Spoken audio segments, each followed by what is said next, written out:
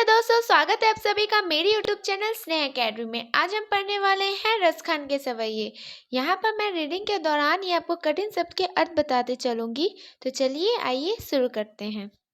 सोहत है चंदवा सिर मोर को, तैसी ये सुंदर पाग कसी है।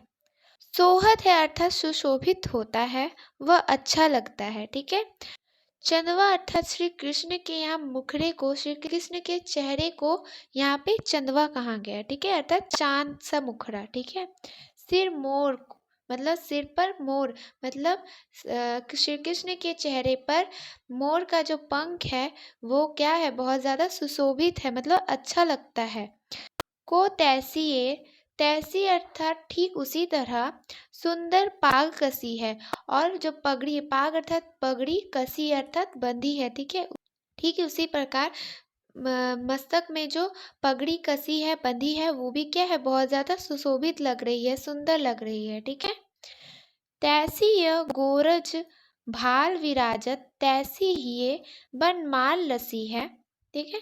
यहाँ पर तैसी ये मतलब उसी तरह, गौरज अर्थात गौ अर्थात गाय। ठीक है।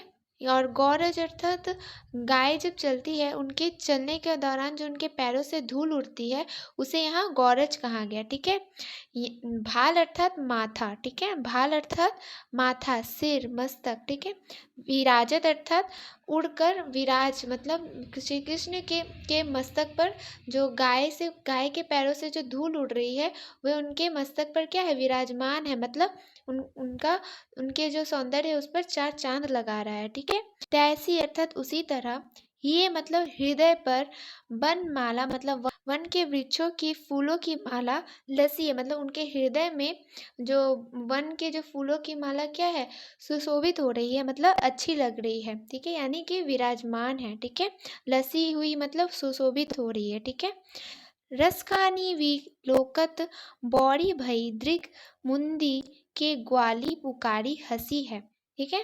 रसखानी अर्थात कवि रसखान कहते हैं, बिलोकत अर्थात देखकर, बौड़ी अर्थात पागल हो जाना, बौरा जाना। ठीक है।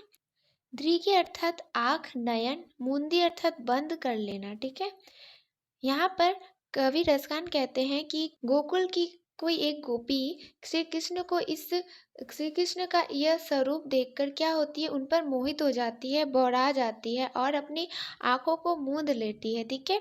और ग्वाली पुकारी हंसी है, और किसी ग्वालिन को वो पुकारती है कि आओ देखो श्री कृष्ण का इतना सुंदर मुखड़ा, इतना सुंदर स्वरूप, आकर देखो। ठीक है। खोली री घूंघट खोलो, कहाँ वह मूर्ति नैनन मांझ बसी है। और फिर वह कहती है, जब ग्वालिन आती है तो वह देखती है कि श्री कृष्ण वहां से जा चुके होते हैं। ठीक है।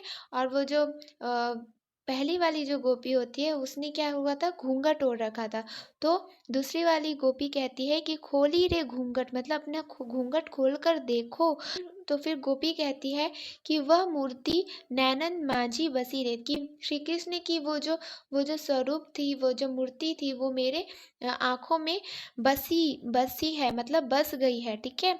नैनन मांझ मतलब मेरे नैनों में, आंखों के मध्य क्या हो गई है, बस गई है। अगर तुम्हें श्री कृष्ण का वो दृश्य देखना है तो मेरी आंखों में देखो। ठीक है।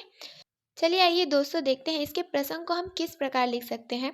उससे पहले आपसे ये निवेदन है कि यदि आप मेरे चैनल पर न्यू हैं तो प्लीज़ मेरे चैनल सब्सक्राइब कर ले, ताकि आपको मेरे न्यू वीडियो का अपडेट मिलता रहे।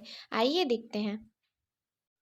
उपरोक्त पंक्तियों में कवि ने श्री कृष्ण के गायों को चढ़कर लौटने के दृश्य का बड़ा ही मनमोहन चित्रण कर कृष्ण के रूप के सौंदर्य को दर्शाने का प्रयत्न किया है। ठीक है।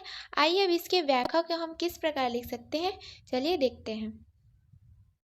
दोस्तों, यहाँ पे बहुत सारे टाइपिंग मिस्टेक होते हैं, इसलिए आपसे निवेदन है कि कृपया मेरे वीडियो अंत तक जरूर देखें, जिससे कि आपको उन सभी मिस्टेकों का ज्ञात हो जाए। आइए पढ़ते हैं।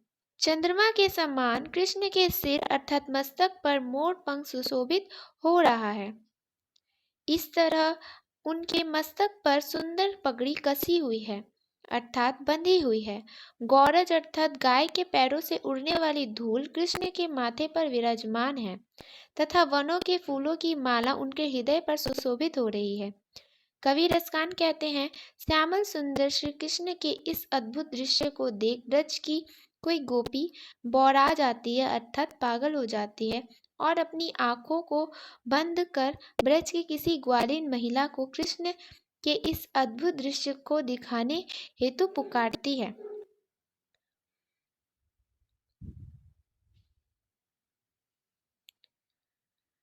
परंतु तब तक कृष्ण वहां से जा चुके होते हैं। तब ग्वालिन उस गोपी से कहती है, अपना घूंघट खोलो सखी, कृष्ण यहाँ से प्रस्थान कर चुके हैं। तब गोपी कहती है, कृष्ण तो मेरे आंखों में बस गए हैं। यदि तुम्हें श्री कृष्ण का वह दृश्य देखना हो तो मेरे आंखों में देखो। चलिए अब इसके विशेष की ओर देखते हैं। उपरोक्त पंक्तियां ब्रजभाषा में रचित है। यहाँ पर श्री कृष्ण और प्रकृति के चित्रण को मिलाकर दिखाया गया है। रसखान द्वारा सवैया छंद में रचित है। आशा करते हो दोस्तों आप सभी को ये सवैया समझ आया होगा। और यदि आपको मेरा वीडियो पसंद आया होगा तो please please please like share comment and subscribe करें। धन्यवाद।